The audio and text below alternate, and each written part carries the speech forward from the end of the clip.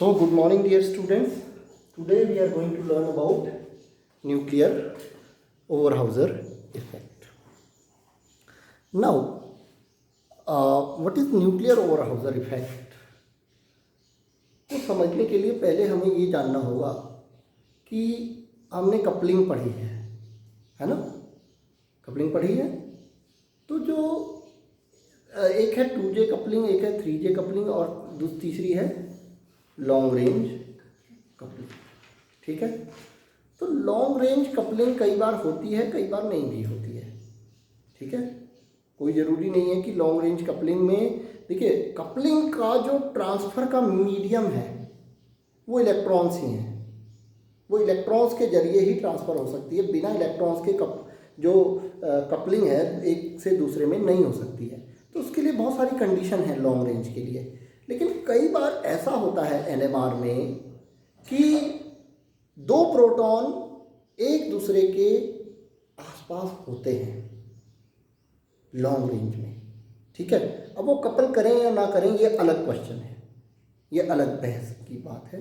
लेकिन एनओई एक ऐसी टेक्निक है जो लार्जर मॉलिक्यूल्स में, बड़े जो मॉलिक्यूल्स होते हैं like proteins, like hormones, like enzymes, means biomolecules, जो लार्जर मॉलिक्यूल्स हैं, उनमें क्या है कि बहुत सारे प्रोटॉन्स एक दूसरे के आसपास 3 डायमेंशन में आ सकते हैं। कैसे आ सकते हैं? जैसे ऐसे देखें कि हमारे पास एक प्रोटॉन ये है, HA कह लीजिए, और ये मॉलिक्यूल की बहुत लॉन्ग चेन है, और इस लॉन्ग चेन में एक प्रोटॉन ये है HB का।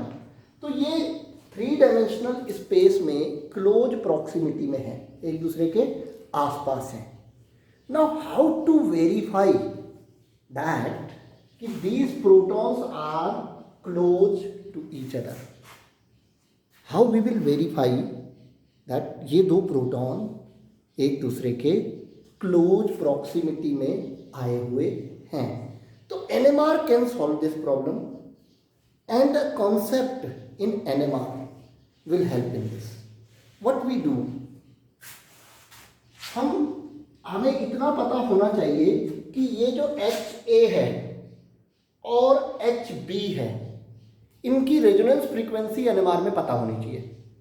एनओई करने से पहले, एनओई एक्सपेरिमेंट जो हम करते हैं, ठीक है, इससे पहले हमें ये पता होना चाहिए कि what are the resonance frequencies of HA and HB, right. तो दो चीज़ें, HA की न्यू A और HB की रेजोनेंस फ्रीक्वेंसी क्या है? न्यू B है, मान लीजिए, we know it. Okay. After that we can perform NOE experiment.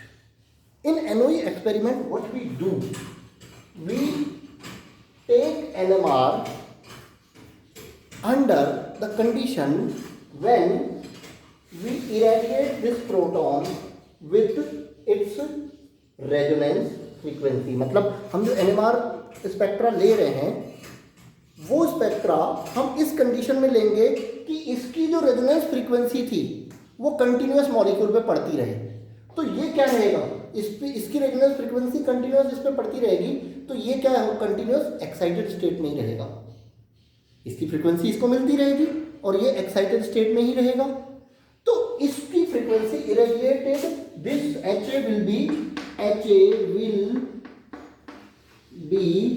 irradiated by nu A. Nu A is what? Nu A is what? Resonance frequency of HA. Now what will happen? There will be some change in normal NMR of this molecule. इस molecule में क्या होगा, अगर ये HA की frequency irradiate करने के बाद स्पेक्ट्रा लिया गया है तो HB का जो सिग्नल होगा वो पहले से इन्हांस हो जाएगा, पहले से उसका सिग्नल ज्यादा इंटेंस हो जाएगा। किसका? इसका। Means it will be more intense signal, more intense signal.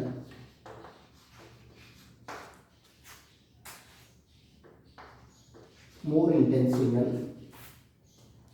This whole phenomena of increasing intensity of the signal when we irradiate its nearby in space proton is known as what? Nuclear Overhauser effect. Did you got the point? समझ आया बच्चों?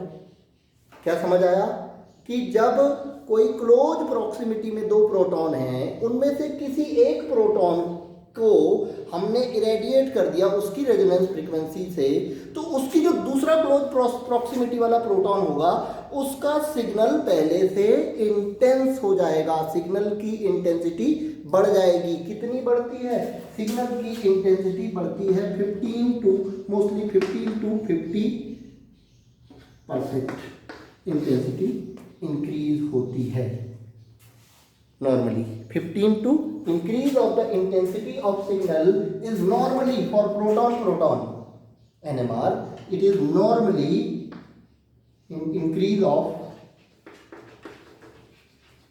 intensity of signal. Right? Did you got the point? What is nuclear Overhauser effect? Nuclear Overhauser effect is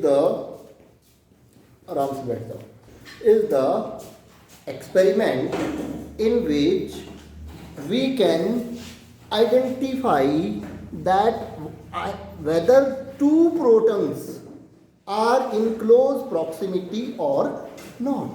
Means what is the use of NOE? Heading wise लिख लीजिए. What is use of NOE? Use of NOE. NOE helps us to find out whether two protons are in close proximity to each other or not. अब हमें ऐसा लगा किसी molecule में कि ये दो प्रोटॉन एकदम आसपास होने चाहिए, तो हम कैसे वेरीफाई करेंगे कि ये दो प्रोटॉन्स एक दूसरे के आसपास हैं या नहीं है? हम क्या करेंगे? एनओई एक्सपेरिमेंट करके देखेंगे। उसमें से एक की रेजोनेंस फ्रीक्वेंसी से को इरेडिएट करेंगे और दूसरे के सिग्नल को हम क्या करेंगे? ऑब्जर्व करेंगे। Is that right? I hope no question will be there. NOE nuclear Overhauser. Nuclear Overhauser effect में आपने कुछ याद नहीं रखना है, ये डायग्राम याद रखना है। ये डायग्राम आपको याद हो गया तो इसकी सारी कहानी आप लैंग्वेज में लिख सकते हैं। क्या सही है? समझ में आ रहा है? ये डायग्राम याद हो जाएगा तो आपने इसकी कहानी लिखनी है। कहानी क्या लिखनी है कि HA and HB are two protons which are in close proximity to each other, and we know the resonance frequency of HA as well as resonance frequency of HB. When we carry out NMR experiment under the condition in which we continuously irradiate HA by its resonance frequency, in that situation the signal of HB will become more intense than before. This increase of intensity will be 15 to normally 15 to 50%. मतलब signal पहले से 15% से 50% तक बड़ा हो जाएगा। Right? I hope NO is very important. Note it. It will appear in your exam also. Right? और कोई इसमें कोई ज़्यादा घबराने की बात नहीं है, लेकिन एक चीज़ इंटरेस्टिंग और नोट डाउन करने की है। वो क्या? लिख लीजिए। NOE is also observed in case of 13C NMR. NOE is also observed in case of 13C NMR, but the difference is what? In case of 13C में जो हम NMR लेते हैं उसमें कार्बन, जैसे प्रोटॉन NMR में जो coupling होती है वो बिटवीन प्रोटॉन होती है, लेकिन 13C में जो कपलिंग होती है बिटवीन 13C नहीं होती है। 13C एंड 1H कपलिंग होती है। Coupling between hydrogen and 13C होती है। ठीक है? और ये कपलिंग ज़्यादा स्ट्रॉन्ग भी होती है। जो 1H एंड 13C की जो कपलिंग होती है वो ज़्यादा स्ट्रॉन्ग होती है। इस वजह से जो NOE है, nuclear Overhauser effect is also observed in case of 13C, but this enhancement of the signal in case of 13C is mostly 200%. Mostly कितना percent? 200%. Did you got the point? What is the difference between NOE in 1H and what is in proton NMR? Proton NMR में भी NOE होता है, लेकिन NOE is more prominent in case of 13C. Nuclear observe effect is more prominent, ज़्यादा होता है, क्योंकि 1H और 13C में कपलिंग भी ज़्यादा होती है. अभी हम 13C पढ़ने वाले हैं, तब हम पढ़ेंगे बेटा कि क्यों एक ही तरह के दो एक्सपेरिमेंट्स में अंतर है. क्या अंतर मैंने बोला? जैसे प्रोटॉन में 1H NMR में प्रोटॉन कपल करते हैं, तो 13C NMR में 13C क्यों नहीं कपल करते?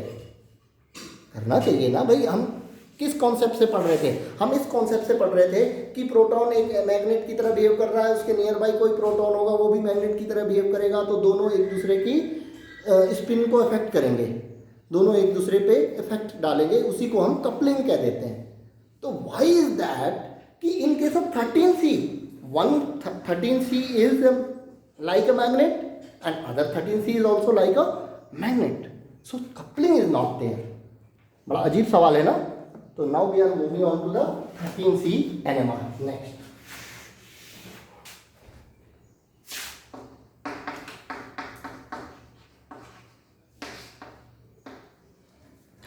NMR. बेटा आप लोगों को मैंने बताया था कि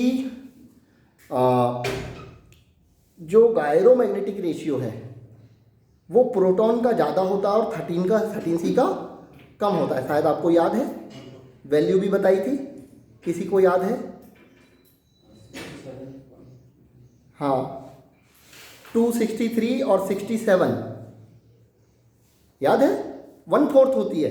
गायरोमैग्नेटिक रेशियो की जो वैल्यू है वो कार्बन की 67 होती है, 67 पॉइंट समथिंग है, और जो प्रोटॉन की है वो 263 के आसपास है. एग्जैक्ट वैल्यू मुझे याद नहीं है, लेकिन यही है लगभग. तो आप देखिएगा, तो 1/4 का डिफरेंस है गायरोमैग्नेटिक रेशियो में. तो गायरोमैग्नेटिक रेशियो का 1/4 का डिफरेंस है, इसीलिए जो 13C NMR की जो सेंसिटिविटी है, सेंसिटिविटी का मतलब ये है कि थोड़ा सा सैंपल भी लिया तो आपको सिग्नल मिल जाएंगे. अगर आपका कोई इंस्ट्रूमेंट बहुत ज़्यादा सेंसिटिव है तो वो बहुत कम अमाउंट में भी आपको सिग्नल्स दे देगा. ठीक, तो प्रोटॉन NMR के लिए आपको बहुत कम अमाउंट में भी सैंपल है तो आपको सिग्नल मिल जाएंगे, लेकिन 13C के केस में ये सिचुएशन थोड़ी सी बदल जाएगी. क्यों? पहली कंडीशन क्या? Gyromagnetic ratio. कार्बन का क्या है? जो इंस्ट्रूमेंट 400 मेगाहर्ट्ज का होगा, किसमें? जो इंस्ट्रूमेंट 400 मेगाहर्ट्ज का होगा, किसमें? 1H में. वही इंस्ट्रूमेंट में अगर आप 13C NMR लेंगे तो कितने 100 पे काम करेगा ये? कितने 100 मेगाहर्ट्ज कहलाएगा ये? 100. 1/4 होता है ना. आपका इंस्ट्रूमेंट की पावर जो है 400 मेगाहर्ट्ज है, वो 1H के लिए है. ठीक, उसी से 1H और 13C NMR एक ही इंस्ट्रूमेंट में किए जाते हैं, बस हमें फ्रीक्वेंसी बदलनी होती है. ठीक है, ऑपरेटिंग फ्रीक्वेंसी जो है चेंज करनी होती है, उसके जो आप सिग्नल्स रेडियो फ्रीक्वेंसी ले रहे हैं उसकी रेंज बदलनी होती है, बाकी कुछ चेंज नहीं करना पड़ता है. ठीक है, लेकिन ऑपरेटिंग फ्रीक्वेंसी का अंतर आ जाएगा. जो 400 मेगाहर्ट्ज का इंस्ट्रूमेंट है वो कितना बन जाएगा? इन केस ऑफ 13C 100 मेगाहर्ट्ज. ये किसकी वजह से होता है? कि gamma gyromagnetic ratio of 13C is what? 67 Gauss. ठीक है, जो गायरोमैग्नेटिक रेशियो है. ठीक है, तो ये जो गायरोमैग्नेटिक रेशियो ये कम है, उसका कितना होता है? 263 के आसपास होता है प्रोटॉन का, तो 3 गुना है. उसकी वजह से सेंसिटिविटी कम होती है. दूसरी चीज जो सबसे इंपॉर्टेंट और इंटरेस्टिंग है, आप मुझे बताइए कि हाइड्रोजन के कौन से आइसोटोप मॉलिक्यूल्स में होते हैं या नेचर में होते हैं? कौन से हाइड्रोजन के? एक तो 1H, दूसरा 2D, तीसरा 3D. ठीक कह सकते हैं, या 1H 2H भी कह देते हैं. आजकल जो चल रहा है वो ये चल रहा है, 1H 2H 3H. सिंबल नहीं बदलते हम. क्यों नहीं बदलते? क्योंकि सिंबल एटॉमिक नंबर पे डिपेंड करता है, मास पे डिपेंड नहीं करता. ये पुराना टर्म था कि हम D और T लिखते थे, लेकिन हम क्या लिखेंगे? 1H 2H अब ये तो NMR एक्टिव नहीं है, ये NMR एक्टिव है, और इसकी नेचुरल अबंडेंस मतलब नेचर में 1H कितने परसेंट होता है? मोस्टली 99.9% 1H होता है। यानी कि जो भी आपका सैंपल होगा उसमें जितने भी प्रोटॉन्स होंगे उनका 99% ऐसा होगा जो स्पिन एक्टिव है, ठीक है। लेकिन यही सिनेरियो हम किसमें देखते हैं? कार्बन के साथ। आपके ऑर्गेनिक मॉलिक्यूल में कार्बन होगा, हाइड्रोजन होंगे मोस्टली। कार्बन के साथ क्या है? 12C होता है, कार्बन 12, ठीक है, 12C होता है। इसके अलावा 13C होता है, इसके अलावा 14C होता है। आप मुझे बताइए कितने कितने परसेंट होते हैं? मोस्टली सबसे ज़्यादा कौन होता है? 12C, मोस्टली 99%, 99 नहीं होता, अप्रोक्सीमेटली 98.5% के आसपास। एग्जैक्ट फिगर मुझे याद नहीं, 98 पक्का है, उसके आगे का देख लेना आप, ठीक है। 98 पॉइंट समथिंग। ये कितना होता है? ये होता है 1.11%, 13C। और 14C होता है 0.5%, 0.5 से 0.05 के आसपास, ठीक है। तो ऐसे करके ये आपका पूरा हिसाब किताब बनता है कि जो है ये 98.8 के आसपास है ये अप्रोक्सीमेट, ठीक है। ये इसकी एग्जैक्ट वैल्यू देख लेना, मुझे याद है, ठीक है। कोई इतना जरूर इम्पोर्टेंट हमारे लिए ये है, हम सिग्नल किसके, हमें 12C इज स्पिन इनएक्टिव, उसका आई क्या है? 12C का आई 0 है, ठीक है। कार्बन 12 का आई 0 है, यानी कि NMR में इसका कोई सिग्नल आपको मिलने वाला नहीं है। आपको NMR में सिग्नल किसका मिलेगा? 13C का। अब 13C आपके कितने हैं सैंपल में? 1.1%। मतलब आपका जो सैंपल होगा उसमें जितने भी कार्बन होंगे उसका 1.1% कार्बन ही क्या होंगे? 13C होंगे। तो अगर सैंपल ही बहुत कम है तो आपके NMR एक्टिव न्यूक्लियाई ही बहुत कम होंगे। तो overall what we can say easily that by these two factors 13C is much less sensitive than 1H NMR. 13C is much less sensitive than 1H NMR. Why much less sensitive? Due to 1/4 gyromagnetic ratio and very less natural abundance of 13C isotope. Very less natural abundance of 13C isotope. क्या आपको समझ में आ रहा है बेटा? हाँ, कोई दिक्कत नहीं। पहली बात हमको इतनी समझ में आ गई, ठीक है। अब 1H की तरह ही 13C में भी प्रिंसिपल वही है। क्या? आपने जो है ऑपरेटिंग फ्रीक्वेंसी थोड़ी चेंज की। अब आप जो रेंज यूज़ करेंगे रेजोनेंस फ्रीक्वेंसी की, वो 1H की रेंज ना यूज़ करके किसकी रेंज यूज़ करेंगे? 13C की, ठीक है। 13C की रेंज थोड़ी हाई है, किससे? 1H से, क्योंकि इसकी सेंसिटिविटी और गायरोमैग्नेटिक रेशियो क्या है? कम है। कम होने की वजह से इसको हाई फ्रीक्वेंसी चाहिए। तो जब हम 13C स्पेक्ट्रा ले रहे होंगे तो थोड़ा हाई। अब हम बात करेंगे what is the differences, heading लिख लीजिए, differences between 1H and 13C NMR। Differences between 1H and 13C NMR. First difference is what? देखें, फर्स्ट डिफरेंस, पहली एक अच्छी चीज़ जो है, जो ख़राब चीज़ है वो मैंने बता दी, कम सेंसिटिव है। यानी कि 13C NMR लेने के लिए आपको सैंपल की क्वांटिटी थोड़ी ज़्यादा चाहिए होगी, ठीक है। जो अच्छी बात है वो ये है कि 13C NMR is very easy to interpret.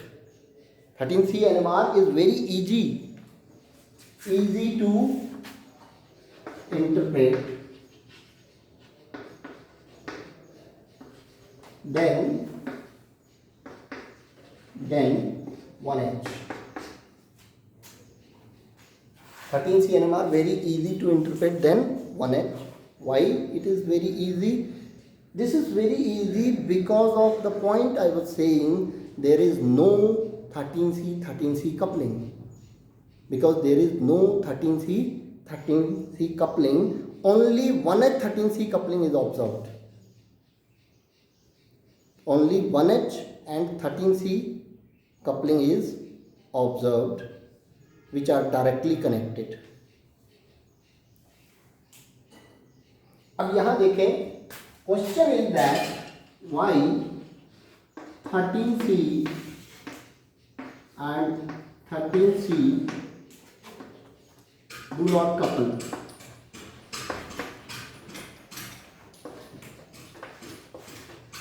आपको क्या लगता है, थोड़ा कुछ मुझे कोई विचार अपना बता पाएंगे?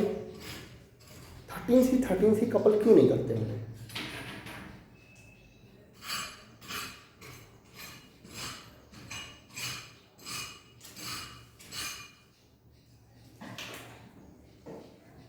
क्या होगा? The answer is very simple. उसको समझना भले ही थोड़ा सा कठिन लगे आपको, लेकिन है बहुत simple. The answer is due to very low natural abundance. Due to very low natural abundance. ना इसको क्या, अब मैंने हिंट दे दिया, क्या आप समझा सकते हैं संध्या? नहीं. अब इसको ऐसे समझेंगे, बहुत सिंपल तरीके से समझेंगे. देखिए, अब यहाँ आप मान लीजिए बच्चे जो बैठे हैं, इनका 1% ही ऐसा है जो सिग्नल देता है. ठीक है, बाकी क्या है, सिग्नल नहीं देते हैं. ठीक है, ठीक है ना. अब 1% में हो सकता है एक बार ये 13C हो, एक बार ये 13C हो. किसी मॉलिक्यूल में एक कार्बन एटम 13C हो, किसी में दूसरा, किसी में तीसरा. ऐसा चांस बहुत कम मिलेगा कि जैसे ये आपकी कार्बन कार्बन चेन है. ठीक है, ये 13C हो सकता है किसी एक मॉलिक्यूल में, दूसरे में ये वाला 13C हो सकता है, तीसरे में. ऐसा बहुत, या होगा ही नहीं कि किसी एक मॉलिक्यूल में सारे के सारे 13C ही होंगे. इसको ऐसे समझिए कि आप लोग एक सेट बैठे हो और आप में से 1% कोई अलग है, तो क्या सभी कैसे हो जाओगे? समझे? समझने की बात यह है कि ये 13C है, ये इसके साथ कपल तभी तो करेगा जब ये भी 13C हो. लेकिन ये तो 12C होगा ना, क्योंकि मोस्ट ऑफ द कार्बन्स क्या होते हैं, नेचुरल जो अबंडेंस होती है वो 12C की होती है. किसी एक मॉलिक्यूल में ऐसा कभी भी बहुत ही रेयर ऐसा हो सकता है कि दोनों 13C हो. ठीक है, ये क्या होगा कि ये 13C है तो इसके बगल वाला 13C नहीं होगा, ये 13C है तो इसके बगल वाला 13C नहीं होगा. लेकिन ओवरऑल हमें सारे, मान लो हमने जो सैंपल लिया उसमें कोई एक ही मॉलिक्यूल तो होगा नहीं, कई अरबों करोड़ों मॉलिक्यूल होंगे, 1 मोल में ही बहुत सारे होते हैं. तो उन मॉलिक्यूल्स में ये तो होगा कि अलग अलग मॉलिक्यूल्स में सारे के सारे अलग अलग कार्बन कहीं ना कहीं 13C होंगे. एक में ये वाला होगा तो दूसरे में ये वाला होगा, तीसरे में ये वाला होगा, चौथे में ये वाला होगा. ठीक है, तो हमें सारे कार्बन्स के सिग्नल तो मिल जाएंगे, लेकिन उनकी आपस में कपलिंग नहीं मिलेगी. क्यों नहीं मिलेगी? शायद आप समझ गए. समझ गए? पक्का? इसलिए नहीं मिलती क्योंकि बहुत लो नेचुरल अबंडेंस होती है और सभी एक साथ 13C हो जाएं, ये पॉसिबल नहीं है. जैसा कि 1H में नहीं होता ऐसा. 1H में तो सभी कपल करेंगे ना, क्योंकि सभी जो है 99% है, वो तो कपल करेंगे होंगे तो. लेकिन यहाँ ये केस सिनेरियो थोड़ा अलग है. क्या बात क्लियर हुई कि ये 13C है तो ये 13C नहीं होगा, तो कपलिंग कैसे होगी? लेकिन जो मोस्ट पॉसिबल है वो क्या है? अब मैं इंटरेस्टिंग बात आपको, ये 1H होगा, ये अगर 13C है तो इससे कपल, क्योंकि ये तो 1H होगा ही होगा ना, ये तो 1H ही होगा क्योंकि 99% 1H ही होता है. और अगर ये 13C है तो ये इससे क्या करेगा? कपल करेगा. ठीक है, तो इसमें जो कपलिंग होती है 13C में, इसको JCH बोलते हैं, JCH. और ये कैसी है? हमने अभी तक पढ़ी थी क्या? 1H में कौन सी कपलिंग पढ़ी थी? 2 बॉन्ड कपलिंग, 2J कपलिंग. जैसे 1-2 बॉन्ड, ये यहाँ है तो दूसरा यहाँ होगा, या 3J कपलिंग, ये यहाँ है तो दूसरा यहाँ होगा. तो ऐसे कपलिंग होती थी ना. इसमें ये डायरेक्ट कपलिंग है, इसलिए यहाँ कपलिंग का अमाउंट भी ज़्यादा होता है, यानी कि कपलिंग बहुत स्ट्रॉन्ग होती है. यानी कि पीक्स के बीच की जो दूरी होगी, यानी कि कपलिंग कांस्टेंट J की वैल्यू ये 128 CPS के आसपास आती है मोस्टली, क्या आती है 128 CPS। और कई बार 2J 3J कपलिंग भी होती है 13C में, उसकी वैल्यू 128 CPS से कम होगी, लगभग 20 CPS के आसपास होगी। ये वैल्यू ऑफ कपलिंग कांस्टेंट है। वैल्यू ऑफ कपलिंग कांस्टेंट आप समझे कि दो पीक्स के बीच की जो डिस्टेंस होती है वो ज़्यादा होगी तो इसका मतलब कपलिंग ज़्यादा हो रही है, और कम होगी तो कपलिंग कम हो रही है। तो ये 1H में कभी भी इतनी कपलिंग नहीं मिलती है, 10, 15, 16, 20 मैक्सिमम, बस इससे ज़्यादा कपलिंग कांस्टेंट की वैल्यू कभी भी नहीं आएगी, ठीक है। लेकिन यहाँ कितनी आ रही है 128 CPS। तो ये भी एक डिफरेंस की बात है कि जो एक डिफरेंस क्या आया, आपने एक डिफरेंस समझ लिया, इजी टू इंटरप्रेट है। इजी टू इंटरप्रेट इसलिए है कि 13C कपल ही नहीं होते। कौन कपल होते हैं? हाइड्रोजन एंड कार्बन कपलिंग होती है, ठीक है, हाइड्रोजन एंड कार्बन कपलिंग होती है। तीसरी चीज हम क्या पढ़ने जा रहे हैं कि रेंज क्या है इसकी, जो रेंज है किसकी, केमिकल शिफ्ट की, डेल्टा वैल्यू की, वो 1H की डेल्टा वैल्यू की रेंज बताइए कहाँ से कहाँ तक आता है? 0 to 10, नॉर्मली 10, बट कुछ केसेस में 10 से ज़्यादा भी होता है। कुछ केसेस में एल्डिहाइड्स के केस में, एसिड्स के केस में वो 10 से ज़्यादा भी होता है। तो जनरली अगर हम कहें कि 0 to 15 तो भी चलेगा, और 0 to 10 most of the proton 0 से 10 के बीच में ही होते हैं। तो रेंज 1H की कितनी है बेटा? 0 to 15 कहने तो चलेगा, 0 to 15 ppm, ठीक। ये किसकी है? 1H की रेंज। और 13C की रेंज कितनी होती है बेटा डेल्टा वैल्यू की? 0 to 200 ppm। मतलब मैंने आपको शुरू में ही बता दिया, इसकी फ्रीक्वेंसी थोड़ी हायर होती है 1H से, है ना, हायर होती है, यानी कि इसकी केमिकल शिफ्ट की रेंज बहुत ज़्यादा है, 0 to 200। इवन कुछ कार्बन जो है 13C, जैसे कार्बन जो है वो किससे, C+O से जुड़ा हुआ कार्बन, वो 200 से भी ऊपर जाता है। CO कार्बोनिल ग्रुप, एल्डिहाइड का, कीटोन का, कार्बोक्सिलिक एसिड का, सबसे हाईएस्ट वैल्यू पे एल्डिहाइड कीटोन के ही कार्बन आते हैं, क्योंकि C+O वाला है ना, C+O में क्या होगा, एक तो एनिसोट्रॉपी भी होगी और इलेक्ट्रोनेगेटिव ऑक्सीजन भी जुड़ा हुआ है, तो दोनों फैक्टर होंगे डायरेक्ट, तो वैल्यू बहुत हाई हो जाएगी, ठीक है। तीसरी जो बात है जो हम कह सकते हैं डिफरेंस की, ये अभी हम फिर इसमें जनरल बात करेंगे कि कैसे हम स्पेक्ट्रा को इंटरप्रेट करेंगे, ठीक है। तो इसको मिटा दूं, कितनी बात समझ में आ गई 13C की?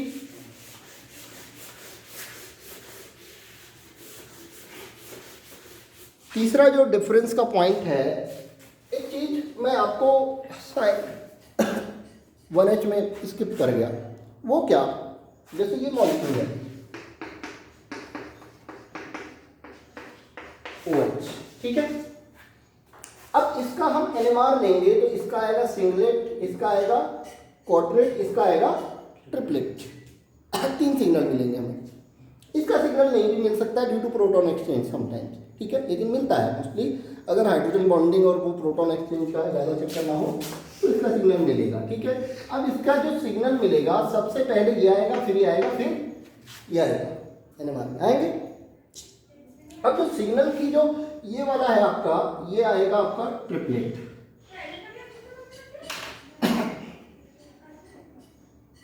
अब यहां मैं बताना क्या चाह रहा हूं आप लोगों को,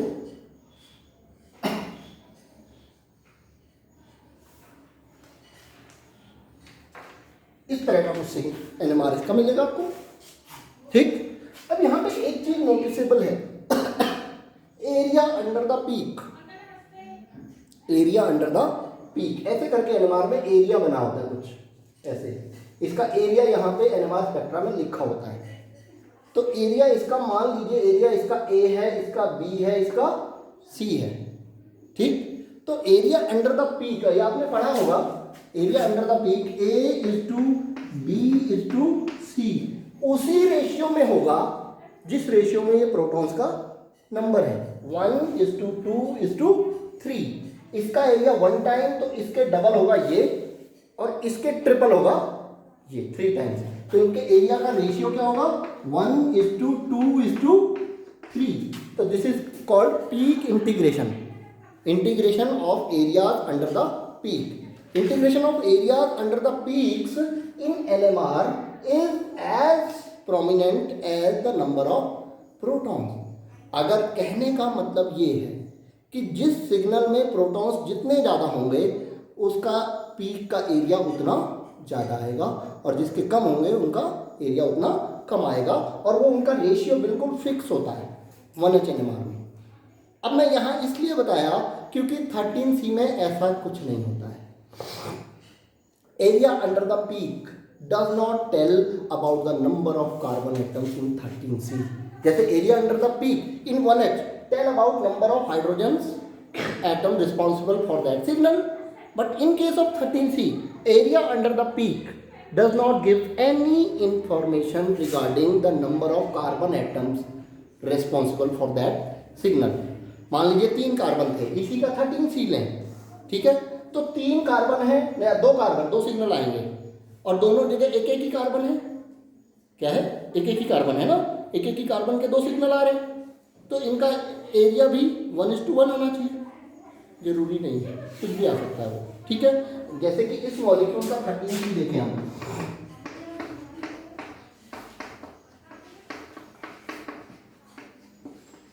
बताइए 13C में कितने सिग्नल आएंगे इसके? वो नंबर ऑफ सिग्नल्स बिल्कुल 1h की तरह ही होगा। कितने सिग्नल आएंगे इसके 13C में?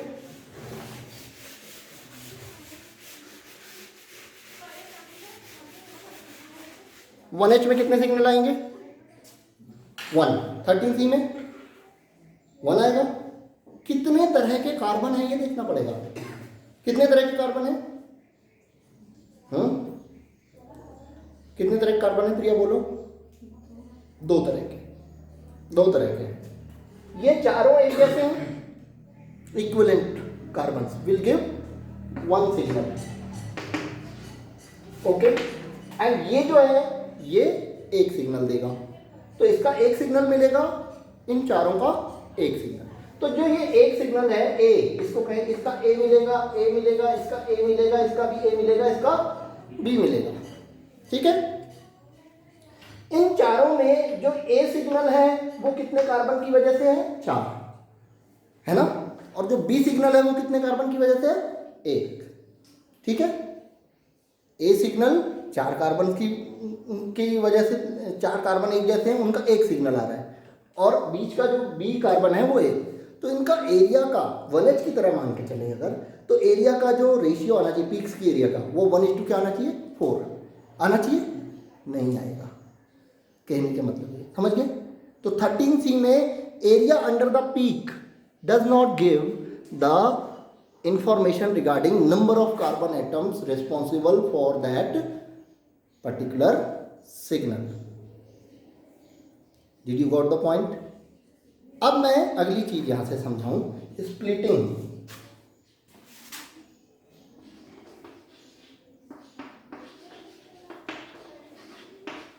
in 13C,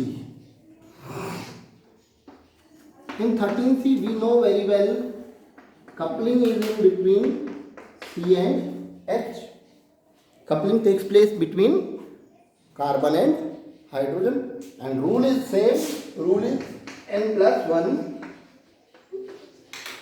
Rule is what? n+1 rule.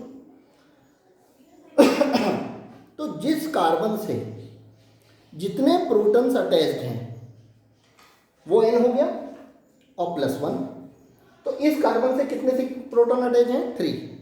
सबको नहीं जोड़ना है, इक्विवेलेंट जितने हैं किसी एक को देख लीजिए।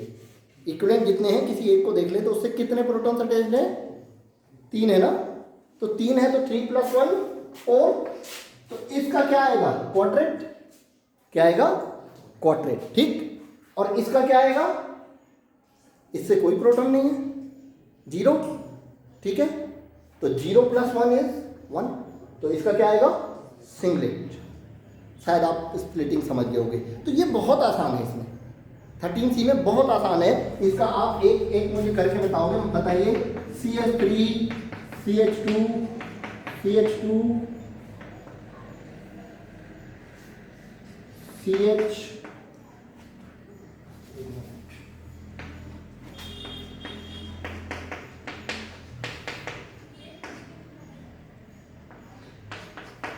बताइए इसमें 13C में कितने सिग्नल मिलेंगे,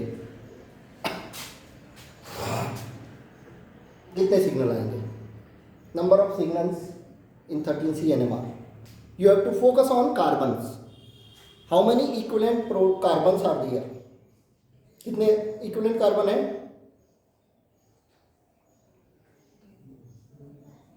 2, 3, 4. कितने इक्विवेलेंट प्रोटॉन्स हैं? ना प्रोटॉन कह रहा हूं, सॉरी, कार्बन है. ये और ये क्या अलग है? सेम है. ये और ये क्या अलग है? सेम है. और ये अलग है, ये अलग नहीं है. ठीक, तो ये दोनों एक सिग्नल देंगे, ये दोनों एक सिग्नल देंगे, ये अलग देगा. तो how many signals are there? 3. What will be the splitting? What will be the splitting? Splitting इसका क्या आएगा? क्वाड्रेट. 3+1 बहुत सिंपल है ये. इसका क्या आएगा? ट्रिपलेट. इसका क्या आएगा?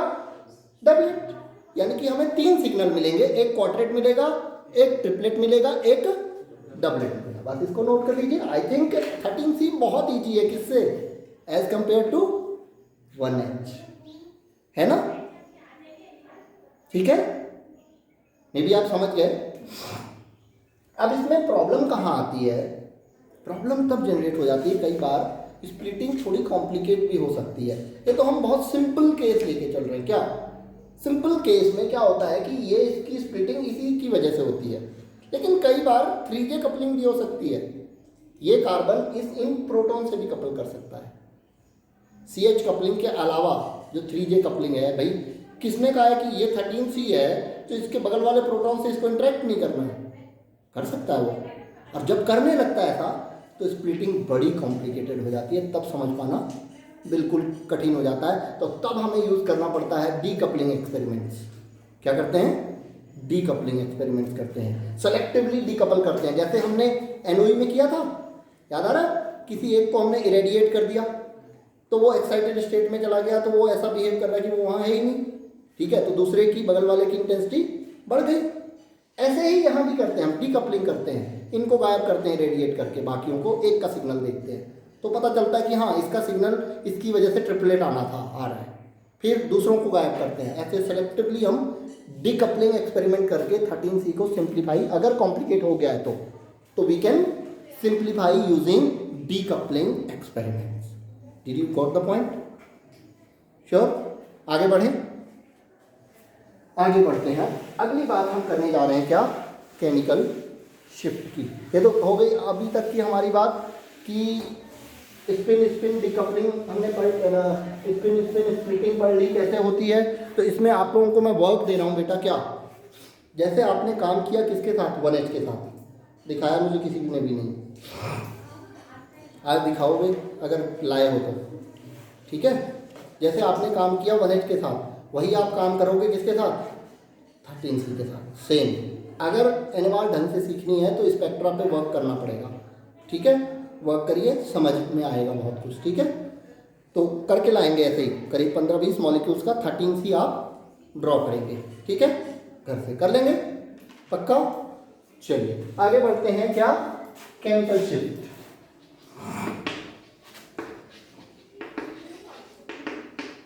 The range is 0 to 200 ppm. ठीक है, अब यहाँ हमने समझना क्या है? 0 की तरफ कौन होते हैं, उससे आगे आगे कौन बढ़ते जाते हैं? 0 की तरफ कौन आते हैं? तो सबसे लोअर जो आते हैं वो कौन आते हैं? CH3. उससे हायर केमिकल शिफ्ट किसका होता है? CH2. फिर उससे हायर CH, फिर उससे higher C. Chemical shift, increasing order of chemical shift. CH3 lower पे आएगा, CH2 उससे ज़्यादा पे आएगा, CH उससे ज़्यादा पे आएगा, C सबसे ज़्यादा पे आएगा.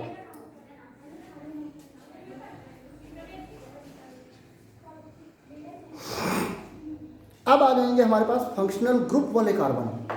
ऐसे कार्बन जो किससे जुड़े होंगे? ये तो एल्केन के हो गए जो नॉर्मल आपके बिना फंक्शनल ग्रुप वाले हैं, वो सबसे लोअर में आएंगे हमेशा। तो सबसे डाउन फील्ड जो आएंगे वो कौन आएंगे डियर, अप फील्ड सॉरी, वो कौन आएंगे, एल्केन्स। ये कौन हो गए, एल्केन्स। ये एल्केन्स का पैटर्न है, एल्केन्स में सबसे लोअर, फिर उससे ज़्यादा कौन आएंगे, CX, एक्स में भी एनी हेलोजन, एक्स से उससे हायर वैल्यू पे कौन सा कार्बन का सिग्नल आएगा, हेलोजनेटेड, ठीक है। उसके बाद आपका आएगा एल्कोहल और एस्टर, CO से, O से सिंगल बॉन्ड O से जुड़ा हुआ, इट में भी एल्कोहल, इट में भी एस्टर, एस्टर वाला कार्बन या एल्कोहल वाला कार्बन हेलोजन से अब थोड़ा सा हायर डेल्टा वैल्यू पे, केमिकल शिफ्ट वैल्यू पे आएगा। उससे ऊपर आएगा आपका triple bond C, triple bond C, उससे ऊपर कौन आएगा, C ट्रिपल बॉन्ड C, याद रखेंगे triple bond C triple bond C के जो कार्बन होंगे वो हेलोजिनेटेड कार्बन, ऑक्सीजनेटेड कार्बन से भी ऊपर आएंगे। उससे अगले जो बारी आएगी उससे ज़्यादा केमिकल शिफ्ट वैल्यू आएगा, वो आएगा C double bond C triple bond N और एरोमेटिक कार्बन, एरोमेटिक कार्बन। ये केमिकल शिफ्ट की वैल्यू बढ़ते हुए ऑर्डर में है, ये आपको याद रखना होगा, ये पैटर्न आपको याद करना ही पड़ेगा, ठीक है। क्या एल्केन सबसे लोअर पे, उनमें से कौन, उनका सीक्वेंसिंग क्या है, CH3 सबसे जो लो केमिकल शिफ्ट आएगा, उससे ज़्यादा केमिकल शिफ्ट, उससे ज़्यादा केमिकल शिफ्ट, उससे ज़्यादा, फिर उससे ऊपर ये, फिर उससे ऊपर ये, उससे ऊपर ये, उससे ऊपर ये एरोमेटिक। एरोमेटिक से ऊपर जो आपका आएगा कार्बन कौन सा, C double bond O, carbonyl. Carbonyl आपका एल्डिहाइड कीटोन होता है, कार्बोनिल आपका एस्टर, अमाइड या एसिड हेलाइड या एसिड्स होते हैं, ठीक। तो जो लोअर वैल्यू पे आते हैं, अल्कोहल एस्टर को मिटा दूं मैं, उससे ऊपर आपका आएगा C डबल बॉन्ड O, यानी कि आपकी जो हाईएस्ट सिग्नल है सबसे टॉप में वो कौन आएगा, मैं पहले भी बता चुका हूँ, C डबल बॉन्ड O। लेकिन उसमें भी लो जो आएगा ये होगा या तो एस्टर या एसिड या अमाइड या एनहाइड्राइड, यानी कि एल्डिहाइड कीटोन को छोड़ के सब लोअर पे आएंगे। और सबसे हाईयर पे कौन आएगा, C डबल बॉन्ड O, कौन सा, एल्डिहाइड एंड कीटोन, एल्डिहाइडिक और कीटोनिक कार्बोनिल सबसे हाईएस्ट वैल्यू पे आएगा, और उससे लोअर पे एस्टर, कार्बोक्सिलिक एसिड, अमाइड और एनहाइड्राइड और acid chloride, what ever so on, acid chloride, ये सब लोअर पे आएंगे। मे बी आप लोग समझ गए, कोई दिक्कत, केमिकल शिफ्ट आपको याद हो जाएगा, केमिकल शिफ्ट कैसे बढ़ता है। केमिकल शिफ्ट की एक और खास बात आपको बता दूं, वो क्या, टाइम भी हो गया है, कि जो सबसे लोअर आता है वो कौन आता है, sp3 hybrid carbon lower value पे, उससे हायर वैल्यू पे आता है sp, और उससे हायर वैल्यू पे आता है sp2। ये पैटर्न कई जगह पूछा जाता है बेटा, क्योंकि ये थोड़ा उल्टा फुल्टा है, एक सीक्वेंस में बढ़ना चाहिए था ना, sp फिर sp2 फिर sp आना चाहिए था, लेकिन ये उल्टा है, आप समझ रहे हैं, तो इसलिए पूछा जाता है क्या, sp3 लोअर फिर sp फिर sp2। आप देख रहे हैं यहाँ ये जितने हैं ये क्या है, sp3, और ये ट्रिपल बॉन्ड क्या है, sp है, ट्रिपल बॉन्ड क्या होता है, sp, और डबल बॉन्ड क्या होता है, sp2। हाई हो रहा है ना, ऐसे ही होता है, ठीक है। तो इसको आप ध्यान में रखेंगे, ये कई बार ये चीज़ पूछी गई है कई कॉम्पिटिशन्स में कि what is the order of chemical shift in 13C, तो वो ऑर्डर आपको ज़्यादा सही कौन लगता है, sp3 sp2 sp। तो ऐसे सवालों पर विशेष ध्यान देना होता है कि जो थोड़ा हटके हो, ठीक है। Then I think it's all right, see you next day, ठीक है।